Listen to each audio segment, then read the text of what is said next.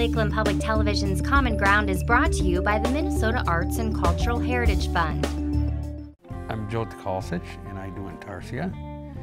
And this is my wife, Tami, and she designs INTARSIA for me. Well, Josie and I have known each other all our lives. We lived in a little village of about 75 people up near Ely, Minnesota. He ran with my big brothers, and no, it wasn't love, you know, from childhood. I couldn't stand him growing up because he ran with my big brothers.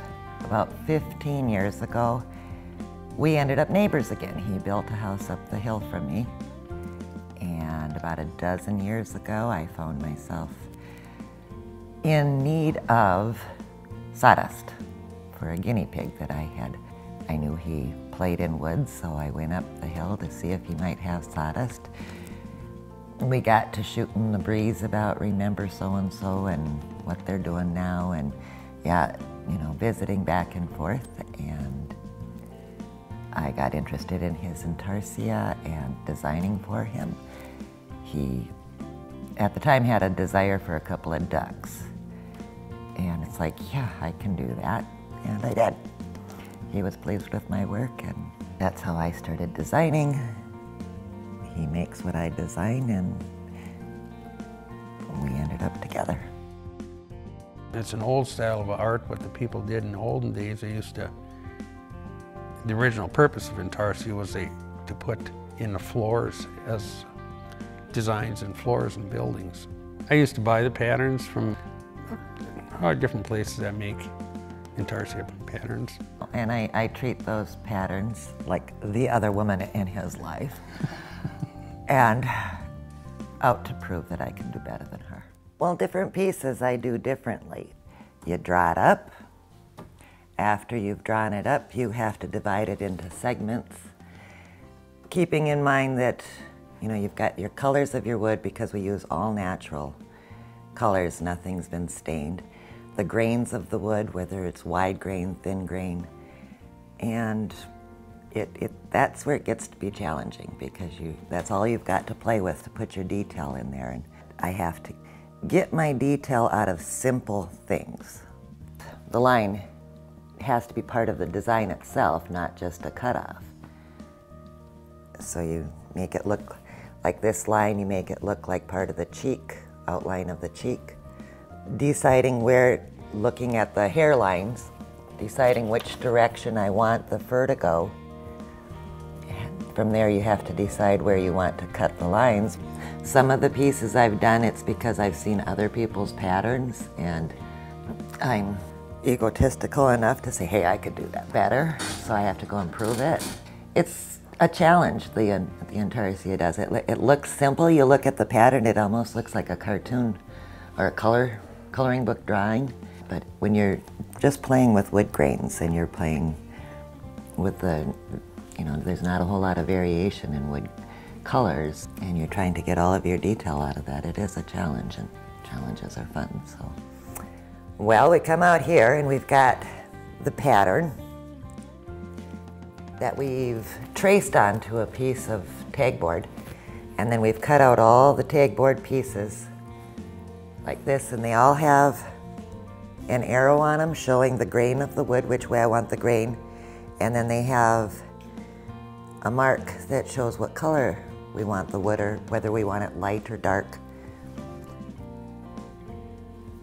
And we take our boards. I have a piece of black walnut, and I have some pieces here that I want dark. And we take and lay them out. And I play with the wood grain a little bit here. Sometimes I'll see a real interesting design in the wood, and you know, it's like, oh, that'd look really nice here. Sometimes it's like, well, it doesn't really make a whole lot of difference with this piece, so I'm gonna save that grain for some other thing that I like. A wild wood grain in, and we lay out the pieces, going for all the dark first. I just basically trace out my pieces. Ooh, I like this one better.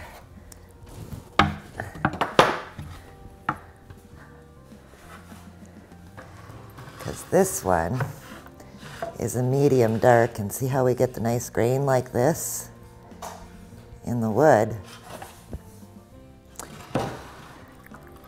That would look really good right along his back. And that's why it's fun to work with wood, because you'd get all the nice wild grains or tight grains, and you can play with them that way. And if you play too much, then you waste a lot of wood.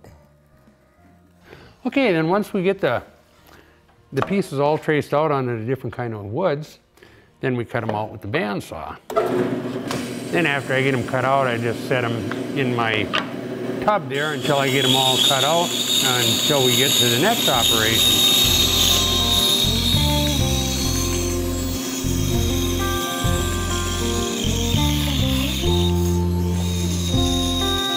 Okay, now we're all set up to go to our next step here, which will be to take the burr off the back, and then I'm going to round the corners here to give it a little more character when I put it together. First I'll round them with the Dremel, and then I'm going to hand sand each piece individually. Now then, once I get all the pieces with the burr taken off the back and the front side rounded, then I'll switch and I'll go over them all again, but just on the front side, so I can round it a little smoother, because the Dremel doesn't really give a nice roundness to it, and then it also leaves a little burr on it. So then I'll go over all these pieces and get them all rounded nice. Then you just continue on and do all these pieces until you get them all sanded. There, now once we get all the pieces done, our next step, we'll take them over to the table and I'll lay them out on the original plan, just to see, make sure they fit together. And if they don't all fit together just right, I can sand a little bit here and there, but hopefully I've done well enough job they'll all fit pretty much. And it also helps you figure out where the pieces go, because when you glue it to the backboard, which I got over here, I cut that out earlier, it's kind of a fast process, so you want to just transfer these pieces quite fast over there. So, because I put glue on the whole thing, and you don't want the glue to dry first. It dries pretty fast, see?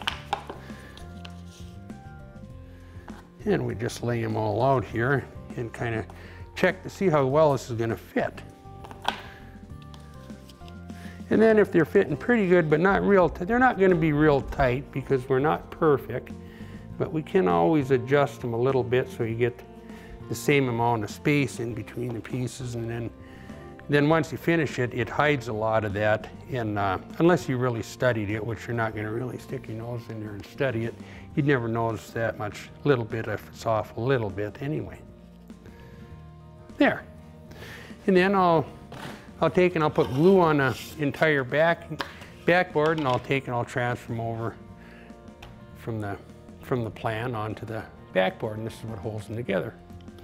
And by doing this, the whole thing at once, it gives you can set those pieces on here real fast, and you have time to slide them around and adjust them to get it to fit together real nice. Otherwise, if you glued them individually, some of the pieces where you started would be dry before you got them all on there, and you wouldn't be able to slide them around a little bit.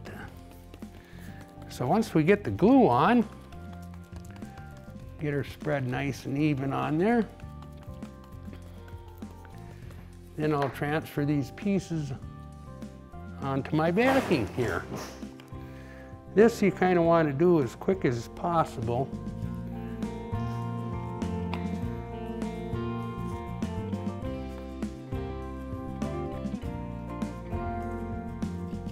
And see here now I'm sliding together to get them to fit a little like they're supposed to. Then once you get them all on there, then you kind of adjust everything so it fits together nice on you, I mean. Then I'll clamp this overnight until the glue is good and dry. Then once it's dry, next day I'll take and I'll surface sand the whole thing with an orbital sander. First I shellac it. I dip the whole piece in the shellac. I thin the shellac out real thin. That way it seals everything all around and into the cracks and everything, and then I sand it again and I give it 2 coats of varnish. And then it's done. And when it gets all done, it should look like this. This is your finished product, and it's ready to hang on the wall.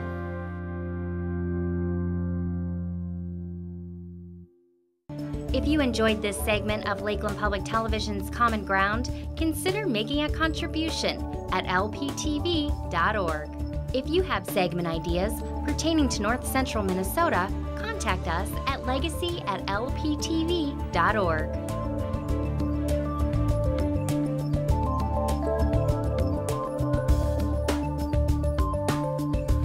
Common Ground is funded by the Minnesota Arts and Cultural Heritage Fund by the vote of the people on November 4th, 2008.